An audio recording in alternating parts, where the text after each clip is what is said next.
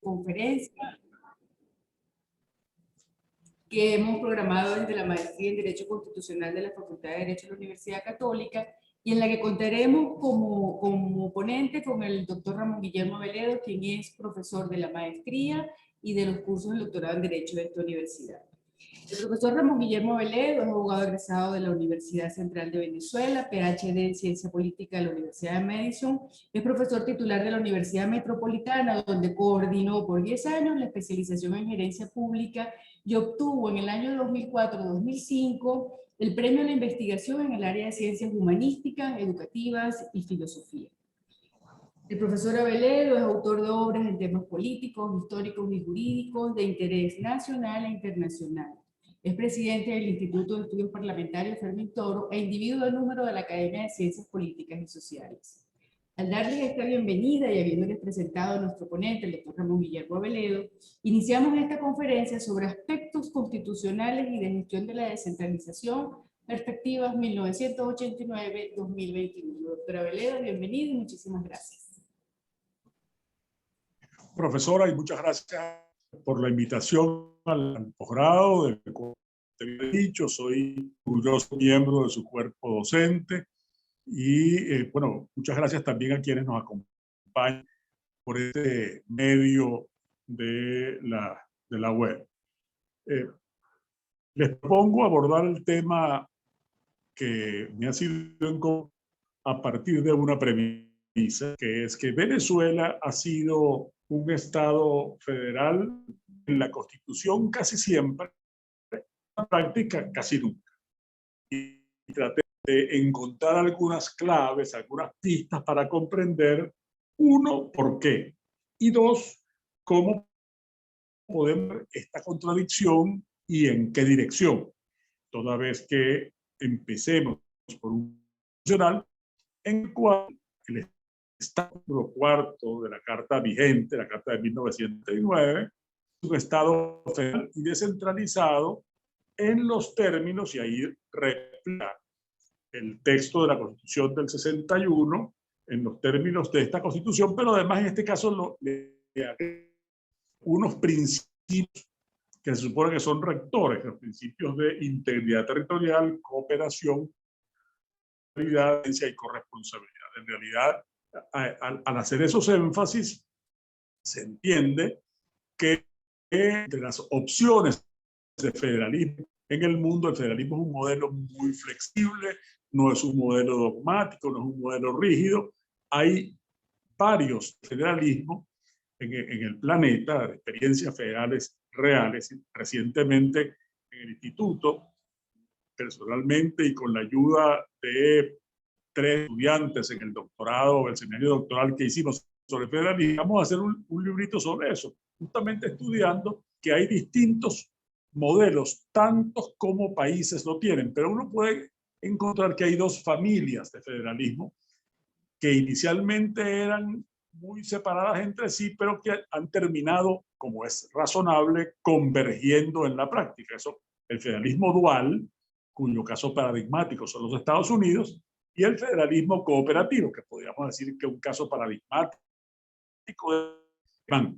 Sin embargo, en la vida real, por la jurisprudencia, por la práctica política, por el hecho de racionalidad elemental de que se trata no de una unión de estados, de una confederación, sino de un estado que es un estado compuesto, que es un estado federado, entonces en realidad se propende al federalismo cooperativo aún en los federalismos duales. Los condicionamientos que hace el artículo 4 de la Constitución, cuando agrega esos principios, vamos a encontrar después algunas explicaciones, pero conforme uno fue el titular, ahí lo que se nos está diciendo es que el nuestro es un federalismo cooperativo, o por lo menos debe ser. El 136 solamente enuncio para que recordemos, 136 nos plantea la idea del poder no concentrado, sino que es un poder distribuido territorialmente, poder estatal y nacional, y el poder nacional está dividido funcionalmente.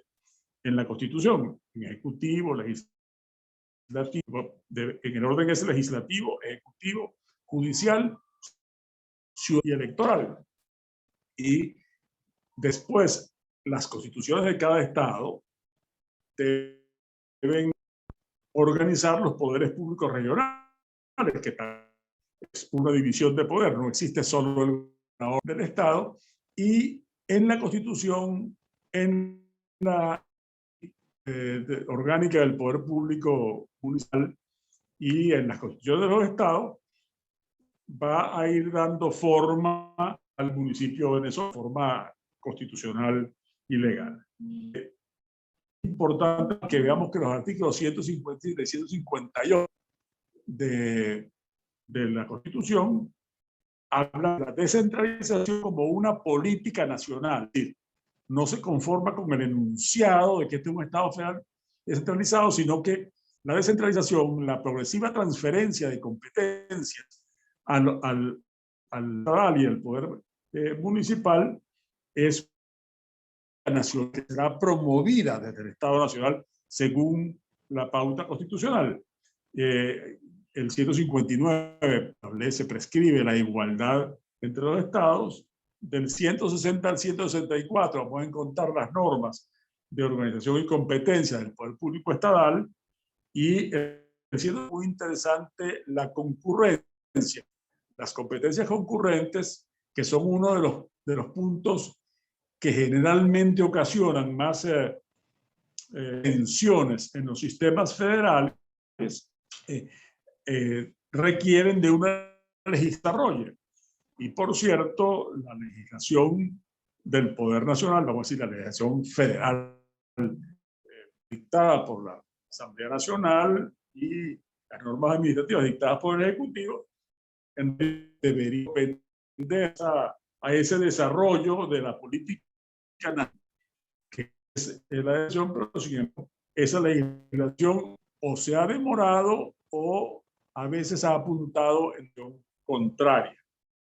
Del 168 al 184 están las normas que se refieren al poder municipal y a sus competencias. Y ellos son sobre 4 en concreto, porque como allí se establece que debe haber transferencia también a las comunidades, es decir, desde el municipio, que es definido en la Constitución como la célula primaria, la unidad primaria de la organización política del país. Sin embargo, dice la Constitución que esa unidad primaria también ahí no se termina la transferencia, que puede haber transferencia hacia las comunidades.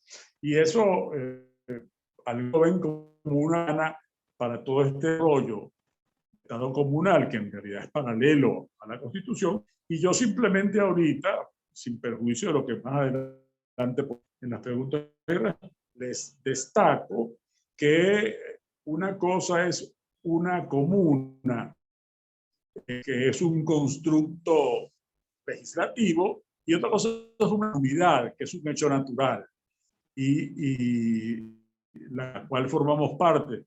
Los ciudadanos son naturales de nuestra comunidad, es real, es un hecho social verdadero, y por tanto debe ser un hecho verdadero. Eso no debemos perderlo de vista. Y finalmente el 185, que prescribe el Consejo Federal, que hablaremos de nuevo, que está concebido como una instancia plural, donde con poder nacional, poder estatal y poder municipal, para la organización y la promoción de la política nacional de descentralización. Veremos, conversaremos de experiencia y veremos hasta qué punto ha sido así o no. Y en punto este asunto del marco constitucional, 2 cosas más. En Venezuela hemos tenido 26 constituciones, 21 de ellas constituciones federales.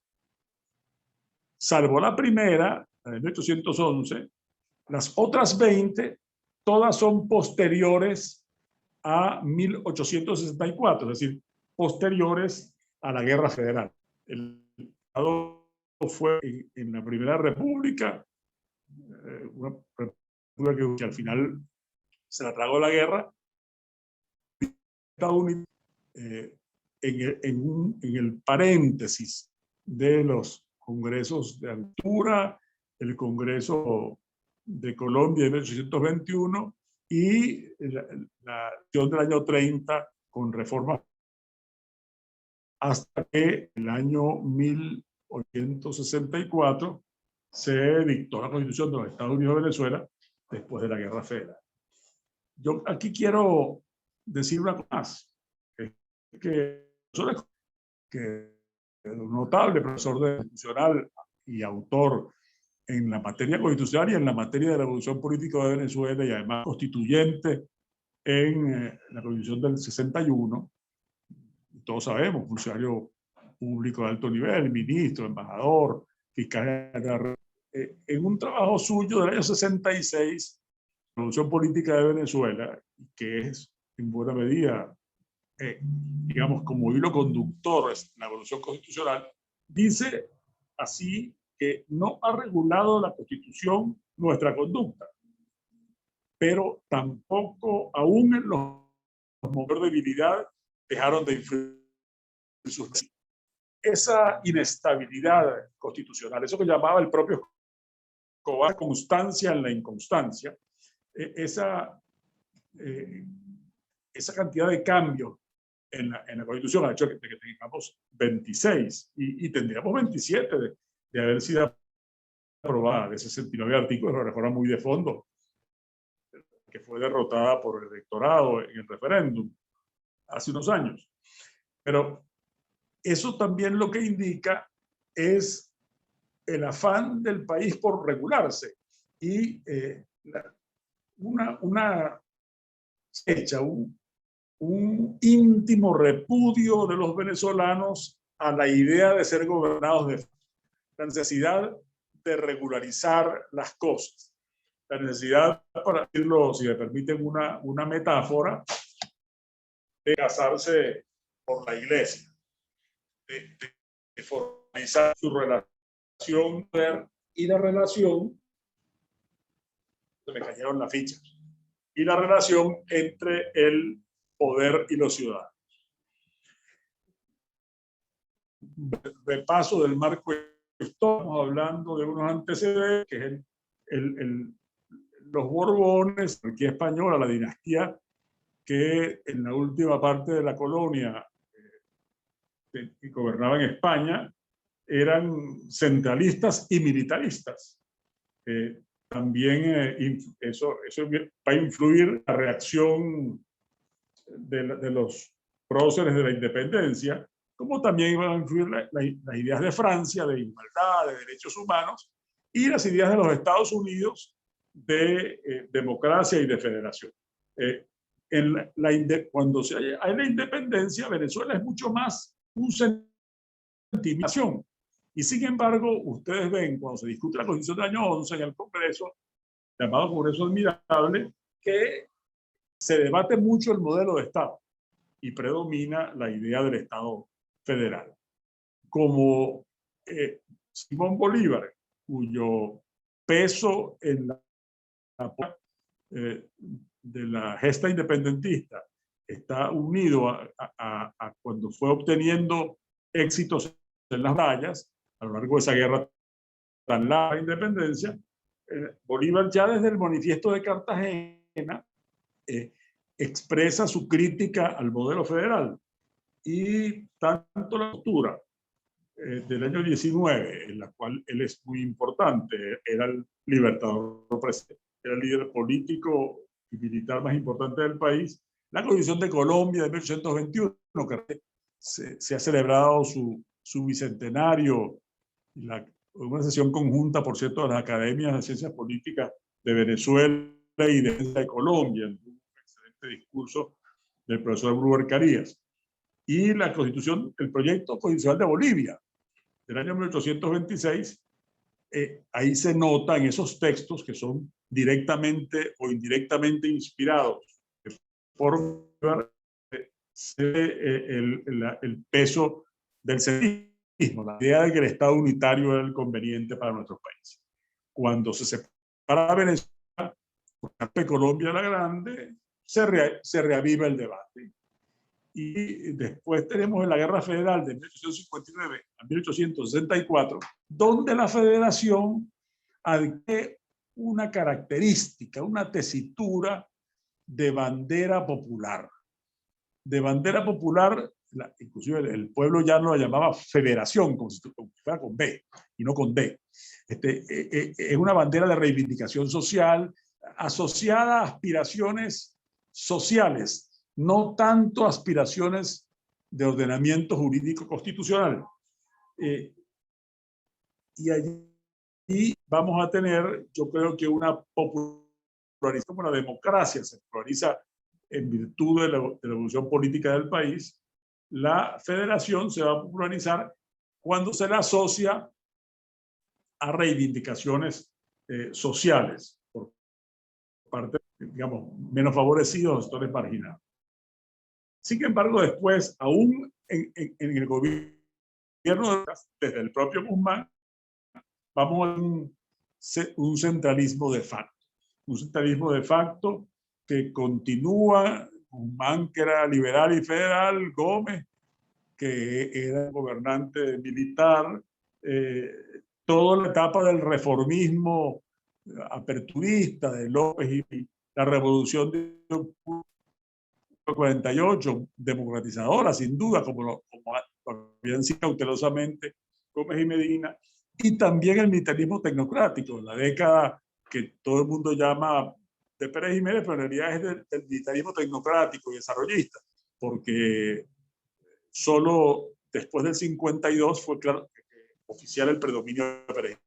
Y la democracia del 58 en adelante mantiene el federalismo en la Constitución del 61, es centralista en sus procederes, pero es un flexible, un centralismo capaz de adaptarse. Por ejemplo, como dice el artículo constitucional del 61, es hasta tanto, algo así como, hasta tanto se apruebe la ley de elección y remoción de los gobernadores, el presidente de la República. Es decir, se entendía como una atribución provisoria.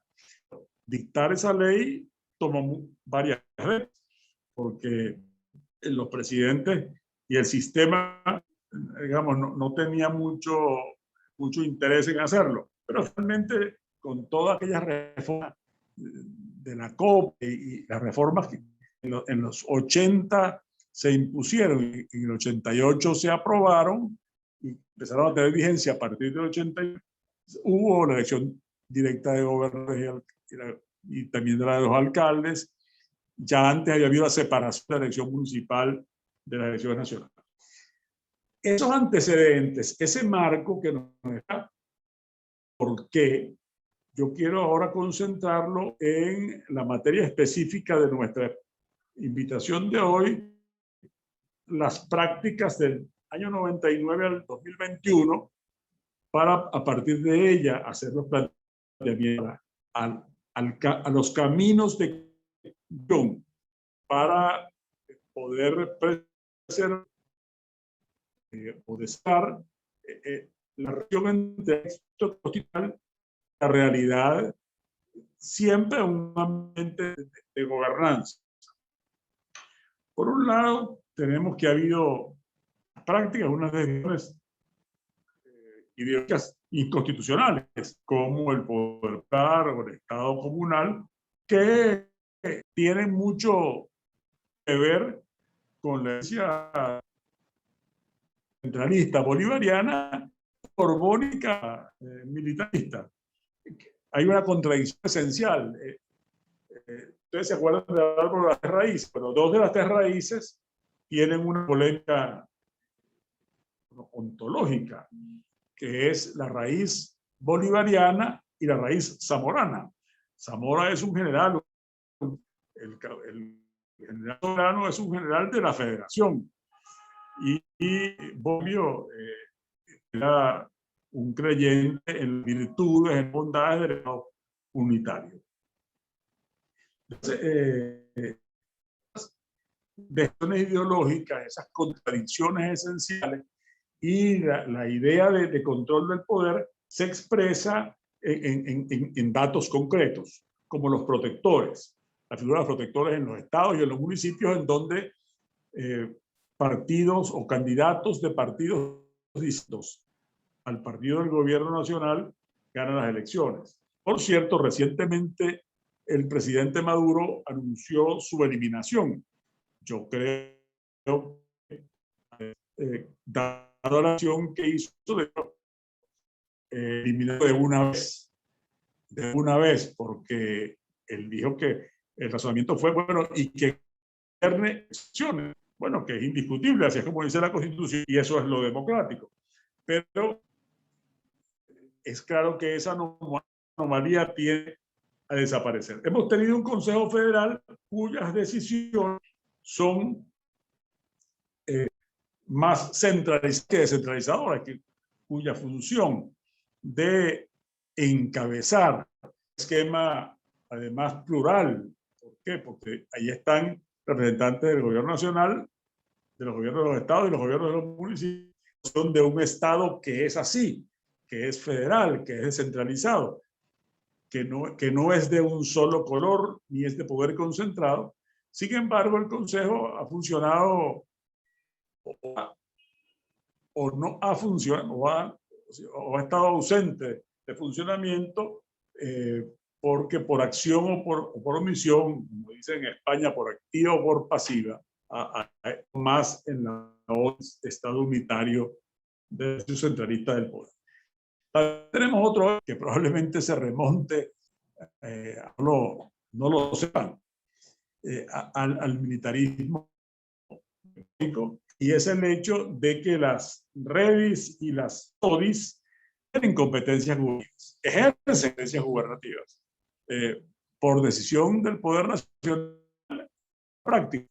Y, por supuesto, tenemos una tema con la legalidad presupuestaria por el manejo del concepto de recursos ordinarios y recursos, y la interpretación siempre por del poder central, y de un modo que los ingresos, de acuerdo con las pautas constitucionales y legales, ni siquiera, no estoy hablando de con equidad por la tesitura, la tendencia política de quien gobierna el Estado, sino inclusive en proporción que es el criterio a la distribución de los recursos. Les recuerdo que al comienzo les dije que había dos modelos de federalismo, dentro de los cuales encontraremos distintas manifestaciones, porque no son idénticos. El dual y el cooperativo, pero el dual, paradigma americano, paradigma, digamos, el alemán. Pero les destaco que en todo caso el federalismo es un modelo dinámico y que en la práctica todos tienden a la cooperación. Una cooperación que no es centralización. Una cooperación, con 36, a los fines de la realización para la realización de los fines del Estado. En esa parte final. ¿Y eso qué quiere decir? Los fines del Estado son, en el caso de nuestra Constitución, aquellos en los fundamentales del comienzo. No se puede interpretar la Constitución por pedacitos, sino en su integralidad. Esa integralidad nos remite a esa parte que es como decir esa de la Constitución, ese comienzo en la práctica. Ahí está la cabeza y también el corazón de la Constitución. Lo que la Constitución sobre el modelo de desarrollarse y lo que tiene que ser que es más conveniente, de lo que es mejor para el futuro del país. Plan de futuro. Entonces, por eso, si se respeta la Constitución y la naturaleza del sistema, que está también impuesto, y además el conjunto de garantías que la Constitución establece para el funcionamiento del sistema, La cooperación no tiene por qué ser un dispositivo centralista. Lo que sí es, desde luego, es un dispositivo para garantir la unidad de la República, de su diversidad. Porque, bueno, tan poder público nacional, tan poder público es el poder público nacional, el de la Asamblea Nacional, del presidente de la República o del Tribunal Supremo, que ejercen los gobernadores, los consejos legislativos regionales o los alcaldes y los consejos municipales.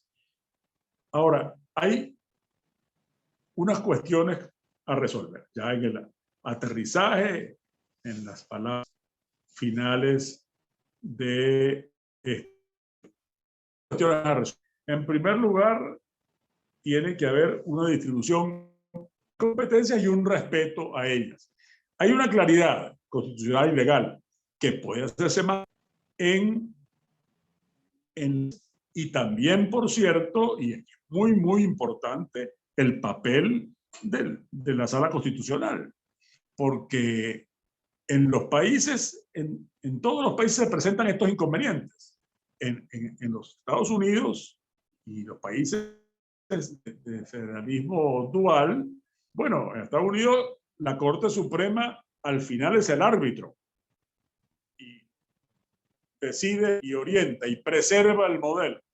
En el caso del federalismo cooperativo alemán o de estados que son estados y que van avanzando, como es el caso del cada vez más descentralizado Estado español con las competencias de las comunidades autónomas, que allá son más que las provincias, son lo que expresan las regiones y los pueblos que conforman un complejo. Entonces, habiendo una distribución clara, habiendo un conjunto de garantías que se respeten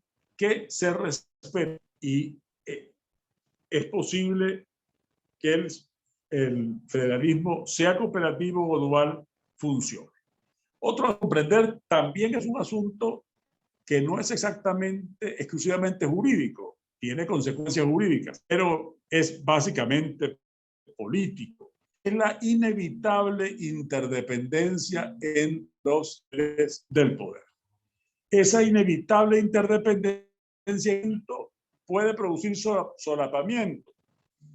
Por lo tanto, aquí van a hacer falta procesos y también instituciones que promuevan la cooperación entre los niveles. Procesos, me refiero a procesos políticos, procesos de entendimiento, de diálogo, de negociación, de mutua cooperación entre los actores, pero también es decir, un tribunal constitucional que cumpla esa tarea o, por ejemplo, la Cámara de la federal, sea Senado, en Alemania el modelo del Bundesrat, pero en realidad en todas las federaciones del mundo, las más y las más recientes, como por ejemplo África, hay siempre una Cámara federal, una Cámara que representa a millones y no a la población. Eso también, desde luego, ayuda a que exista una instancia institucional para poder resolver esos problemas. Después, por supuesto, siempre va a haber presiones para ajustar el sistema dentro del dinamismo, de la flexibilidad que tienen los modelos federales, ¿no? Y esas presiones para ajustar, algunas van a ser presiones globales. Es decir, hoy los gobiernos de los Estados Unidos, o en México, o en Brasil, o de los Länder en Alemania, o de las comunidades autónomas en España, tienen además presiones, por ejemplo, que son presiones de la globalización, que las estimula al desarrollo de sus potenciales autonómicos, pero también que las estimula a la conveniencia pragmática de la cooperación nacional. También hay, por supuesto, presiones económicas y presiones de la necesidad de seguridad para los habitantes de cada región y de seguridad nacional. También hay presiones que son estructurales. Y en esto yo quiero llamar la atención de ustedes sobre un asunto que creo que es interesante de ese nivel histórico-cultural. Venezuela, yo creo que es más federal y más descentralizadora que sus constituciones, pero también es más presidencialista que su constitución. Los venezolanos, al mismo tiempo que queremos un poder más cercano a nosotros, en el cual podamos influir más y tengamos una voz más fuerte, más sonora, más incidente, también al mismo tiempo tenemos un culto de la idea de la presidencia, y aún en constituciones que mitigaron el 61, porque veníamos después de una dictadura, trató de atenuar el presidencialismo, siempre en la calle era, en cuanto a exigencias y en cuanto a aspiraciones, más presidencialista que la Constitución. Bien, creo que es conveniente, ya antes me refería a eso, el desarrollo de las llamadas, esas leyes marco, está en sentido. Después, por supuesto, un papel muy importante el de la justicia constitucional, y es al cual me he referido, y a la comunicación informal, al pragmatismo que debe presidir las relaciones en los distintos niveles regionales. En conclusión, yo creo que uno está más práctico que haya mayor y mayor descentralización. ¿Por qué? Porque significa mayor poder de decisión y mayor manejo de recursos más cerca de los y de las factores, las personas afectadas. En segundo lugar, eso es más democrático porque ayuda al federalismo, a la participación, al poder, al equilibrio y al pluralismo que están en el diseño constitucional. El pluralismo en los primeros artículos, las cuestiones fundamentales, y en el título 6, y por esto eso está imbuido en el texto constitucional. Y por supuesto, la federación es también más exigente. ¿Por qué? Porque exige el liderazgo. El liderazgo está dado, mayor disposición a consenso, más habilidad, más capacidad para el manejo de diferencias y, desde luego, más compromiso arriba con la unidad nacional y hacia abajo con los mandantes, es decir, con los representados, con su constituency, con la gente que los eligió. Yo, por lo pronto, es lo que sigue. Estoy, por supuesto, a la orden de ustedes para las preguntas que quieran hacer.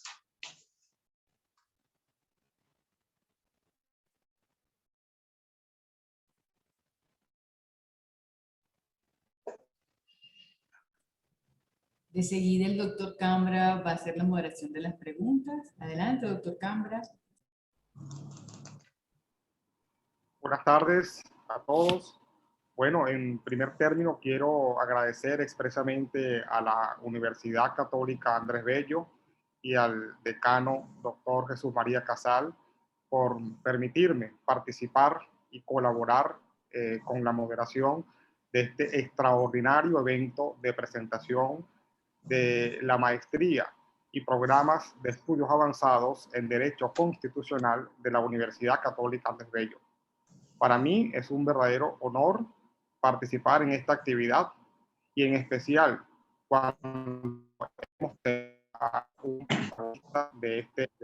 al doctor Guillermo Aveledo, quien es, como lo dijo la doctora Ninosca, miembro de número de la Academia de Ciencias Políticas y Sociales.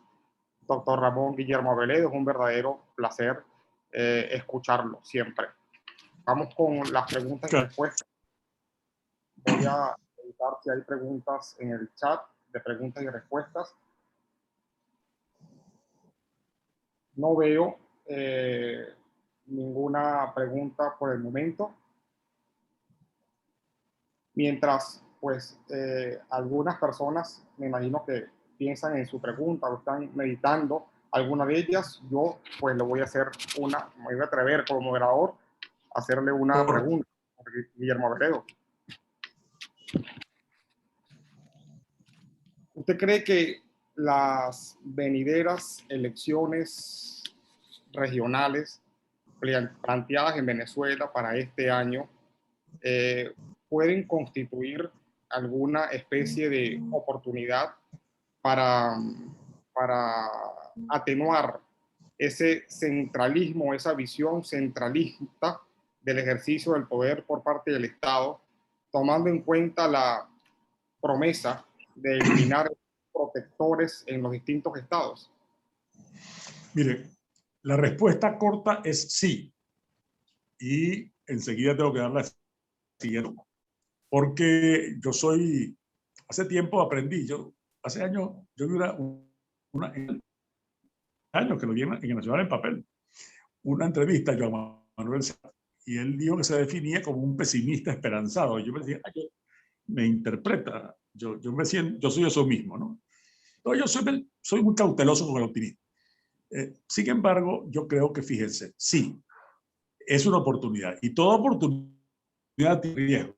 Tiene riesgos diversos, pero en este caso, el riesgo es, perdón, una oportunidad evidente es la de reforzar el poder de los alcaldes y los gobernadores, que sientan, independientemente de su simpatía política nacional, sientan que tienen, que son guapos y apoyados, que están apoyados desde abajo, que a sus comunidades les importa la suerte de su estado.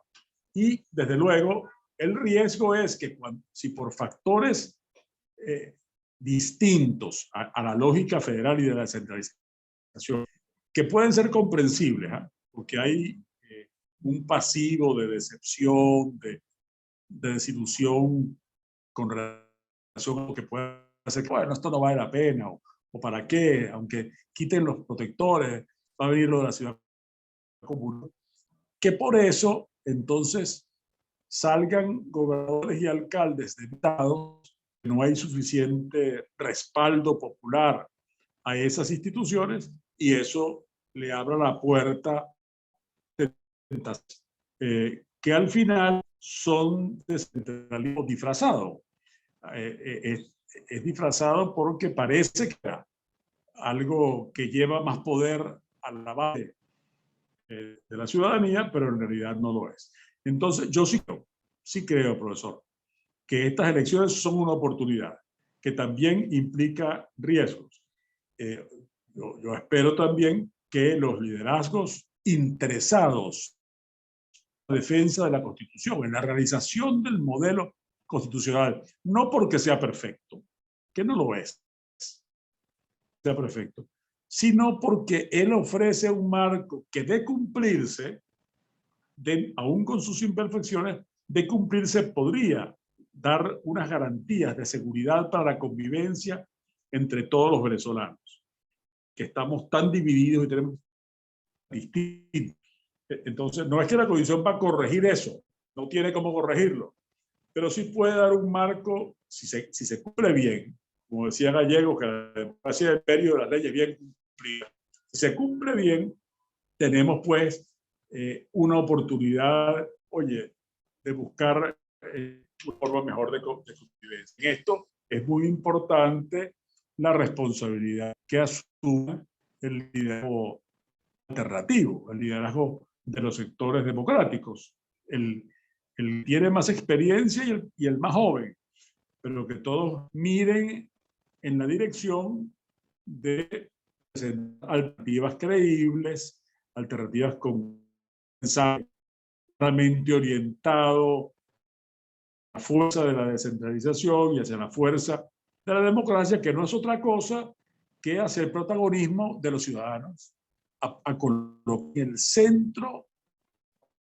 centro de gravedad del sistema político la búsqueda en común.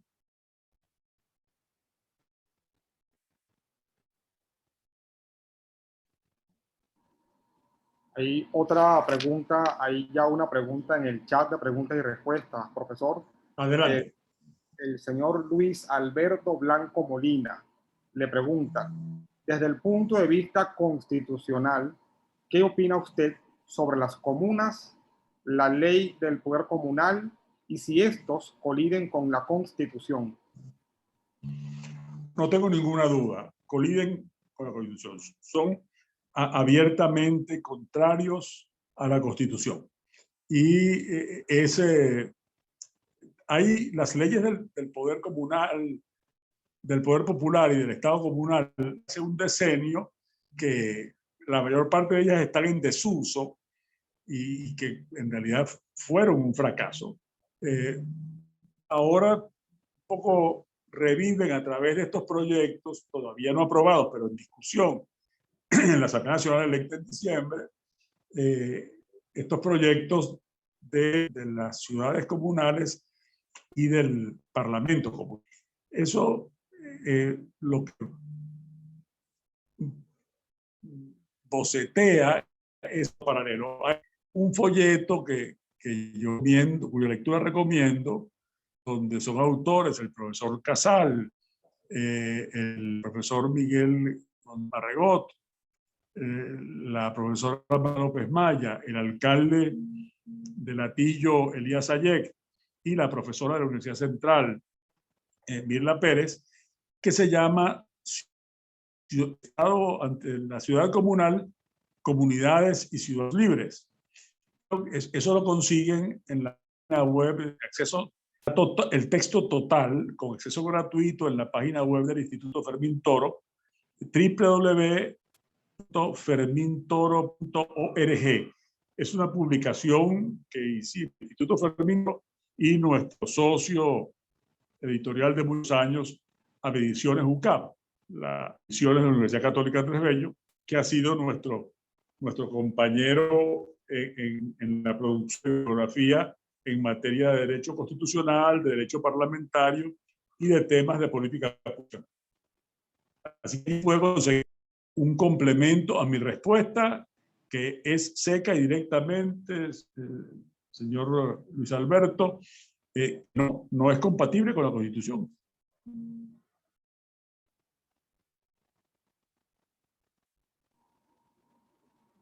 No hay más preguntas en el chat. Yo me voy a atrever, profesor, a hacerle una pregunta adicional, si me lo permite. Como no, con mucho gusto. Profesor, más allá de la posibilidad de las elecciones directas de gobernadores y alcaldes como un avance de la descentralización en Venezuela desde el punto de vista político, ¿qué haría falta, hablando legislativamente, para avanzar desde un punto de vista administrativo y financiero? Es decir, tomando en consideración ciertos aspectos negativos que ha tenido ese proceso, por ejemplo, los referidos a la aprobación de ciertos proyectos o al retraso o lentitud en los recursos. ¿Qué haría falta desde el punto de vista legislativo para complementar esos principios constitucionales de la descentralización en Venezuela? Gracias, gracias. Mire, recordemos que el Poder Legislativo tiene tres funciones, tres tipos de funciones. Funciones legislativas, funciones de control y una que está antes que esas dos, que es la función representativa. El poder para legislar, para controlar al ejecutivo, el gobierno de la administración, como dice la Constitución, que tiene la Asamblea Nacional y que tienen los consejos legislativos estatales y en los consejos municipales, es el poder de ser representantes, así que son cuerpos colegiados, plurales, diversos, pluralistas. Entonces, claro, dado lo que ha ocurrido en Venezuela, en el desarrollo de los políticos en los últimos años, tenemos una Asamblea Nacional, bueno, no tan plural como debería ser. Y para decirlo del modo más menos polémico posible. Comprenderán, bueno, porque además no acepta mi opinión sobre el asunto. Pero eso va a meditar que los cambios que desde el Poder Legislativo se tengan que ser cambios muy en sintonía con lo que el resto del país, el país que política y socialmente, esa diversidad, el pluralismo, no solo ideológico, social, que no es presente en la Asamblea.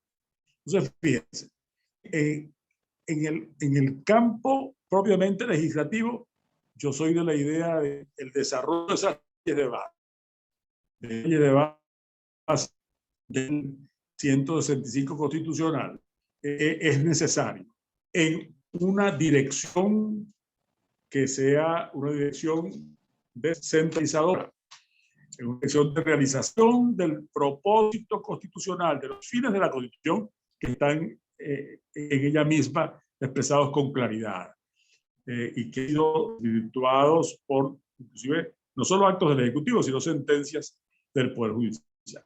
Pero hay también otro aspecto de la función legislativa, que es la designación de los magistrados del Tribunal Supremo y de otros órganos de alta autoridad del Estado. Allí la Asamblea Nacional debe empezar a corregir esos desequilibrios de forma que se vaya poniendo a derecho el Estado venezolano con su propia constitución y pasemos de una situación en la cual se funde Estado con poder ejecutivo y a Estado y a gobierno, partido de gobierno, a reflejar mejor esa noción federal, plural, de poder distribuido, de poder repartido que tiene la Constitución. Y atención a esos principios fundamentales que son como el propósito que busca la Constitución. Yo creo que aquí hay trabajo que hacer. Y vamos a partir de la realidad que existe. Yo no voy a decir, porque claro, si se pudiera, si uno pudiera decir, bueno, hacemos borrón y cuenta nueva y empezamos mañana de nuevo a vivir no vacío, una nueva legislación y unas disposiciones correctivas. Y vamos a tener mañana en la mañana, gracias a eso, un Tribunal Supremo como el que debería ser y así sucesivamente. Yo entiendo perfectamente que los proyectos políticos tienen como finalidad posible aquello que es necesario, afincarse en la realidad para hacerlo posible. Y esa viabilidad parte de la que estamos, no de una realidad de laboratorio que lo dice en condiciones dadas debería producir esto. Entonces, como puede colegirse de mis palabras, estamos ante la necesidad, la demanda política de un camino gradual, no tiene por qué ser lento, pero que sí es gradual, que no es revolucionario, sino reformista, que vaya acercando cada vez más por también Estado y la relación Estado-sociedad a la paz que la separación tan mal que hay entre una cosa y la otra en este momento es insostenible y ha significado un precio altísimo para el venezolano común y corriente, para el venezolano y la venezolana de a pie, que está padeciendo una crisis muy grande, demasiado larga y demasiado profunda. Muchas gracias, profesor.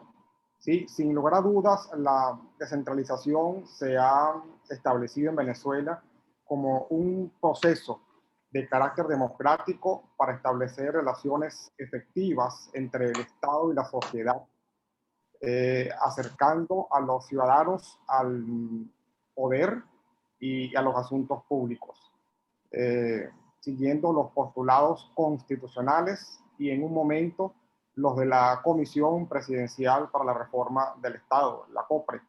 Esperemos que en la actualidad, pues, de alguna manera este proceso tan complejo que estamos viviendo conduzca para que de alguna manera se pueda atenuar ese centralismo marcado del Estado, que lo que ha traído como consecuencia es una concentración del poder, diría yo, en detrimento del ciudadano. Profesor, de verdad, muchas gracias por esa disertación.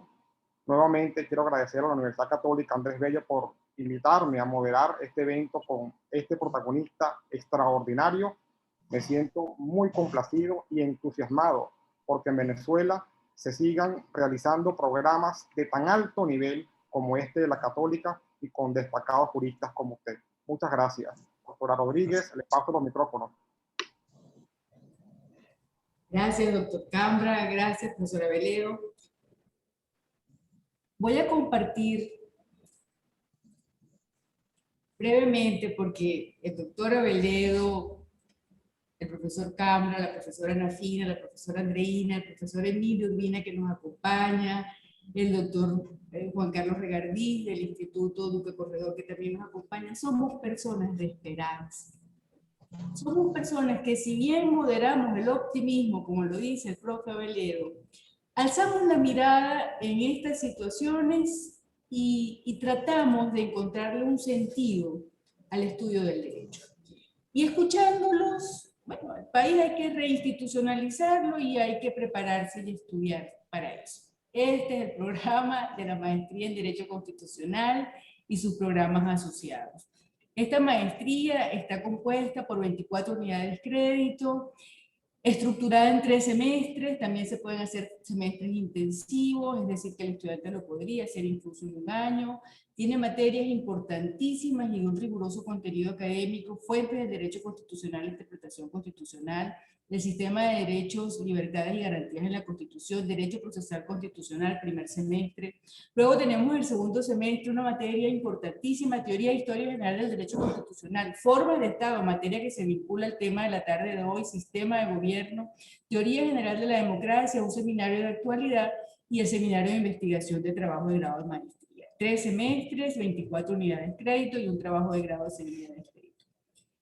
En la Católica, las autoridades han planteado una estructura de nuestros planes de estudio bastante flexible. Tenemos la maestría, pero también tenemos unas salidas intermedias de la maestría que están formadas por los programas de estudios avanzados y los programas de ampliación. En el caso de Derecho Constitucional, los programas asociados a esa maestría es el programa de estudio avanzado en Derecho Constitucional que tiene 15 unidades de crédito y lo más importante para quienes tengan interés en cursar estos programas es que si inicia por el programa de estudios avanzados, que nosotros a lo interno lo denominamos PREA, las materias que cursen en esta modalidad se reconocen inmediatamente por el sistema académico como materias de la maestría porque son materias comunes de la maestría. No las repito, las tienen allí y son las materias que forman parte de los 2 primeros semestres de la maestría. Ese programa de estudios avanzados se descompone en unos programas de ampliación que conducen a un certificado interno por programa de ampliación y que en el caso de los estudios de Derecho Constitucional son 3 programas de ampliación. Uno que es Derecho Procesal Constitucional, que es exactamente igual al primer semestre. Otro que es sobre organización y funcionamiento del poder público, donde está formas de Estado, sistema de gobierno y la materia de fuentes del derecho constitucional e interpretación constitucional, y un tercer programa de ampliación que es teoría e historia general del derecho constitucional, teoría general de la democracia y sistema de gobierno. Todas estas materias pueden cursarlas a distancia y lo decíamos ayer y siempre lo reiteramos. Ser responsable es hacer uso responsable de la libertad. Y los profesionales actualmente organizamos nuestro tiempo, organizamos la inversión en nuestros estudios y un uso responsable de nuestra libertad es programarnos en unos estudios desde unas salidas intermedias hasta alcanzar la maestría. Y eso lo podemos hacer escalonadamente o también, si es nuestra decisión, ingresar directamente a la maestría. Nosotros actualmente estamos en preinscripciones. Las preinscripciones están previstas hasta el 30 de julio. Nuestra unidad de crédito tiene un valor de $15. Nuestras materias tienen 3 unidades de crédito o 2 unidades de crédito. Eso da un total de $30 mensuales o $45 mensuales, que sumados al semestre les va a dar la totalidad correspondiente. Lo pueden pagar en una sola oportunidad, lo pueden pagar de manera fraccionada. Aquí están el correo del posgrado de la maestría en Derecho Constitucional y los programas asociados. La profe Ana Fina o la profe Andreina nos están ayudando a colocarlo en el chat de la videoconferencia. Cualquier duda que tengan, no demoren en escribirnos y nosotros con todo gusto se les responderemos. No quisiera finalizar esta videoconferencia sin plantearle al doctor Aveledo algo que me llamaba la reflexión cuando lo estudiaba y que me recordaba cuando fui su alumna de Derecho Parlamentario, que es, si alguien tiene rigurosidad académica para hablarnos de cómo lo académico es un reforzamiento de la actividad en la función pública, en el caso suyo como función como parlamentario, donde también lo conocí. En este momento de reinstitucionalización del país, ¿cómo se plantea usted su vida de abogado, como parlamentario, como profesor en Derecho Constitucional, como quien condujo una maestría en gerencia, una especialización en gerencia pública? ¿Cómo plantea usted ese pensamiento, esa reflexión, con ese optimismo moderado, pero también con esa misión, con esa visión, viendo hacia el futuro un país debidamente estructurado con un control jurídico, un control social, un control político, en este momento político y en este momento académico que estamos viviendo? Mire, no estaba en el programa. No estaba, discúlpeme, profe. No, con mucho gusto. Mire, yo alguna vez lo hemos. Yo considero que la verdad es que en este tiempo, así como la demanda, abrir un salón de clase, inscribirse en un curso de derecho, dar una clase, son de rebeldía. Y son actos de esperanza, porque la rebeldía, para que tenga sentido, tiene que ser una rebeldía que piensa y en eso el derecho en realidad es una de las grandes esperanzas que la humanidad ha inventado, porque el poder existió antes que el derecho. Y el derecho, ¿qué pretendió? Organizar la convivencia y conducir al poder, y canalizarlo de tal manera que esa inmensa fuerza que el poder puede ser, se conduzca, no se salga del cauce y se conduzca en la dirección, así como los ríos van a la cuenca hidrográfica, los ríos desembocan o desembocan en el mar, ese es su destino.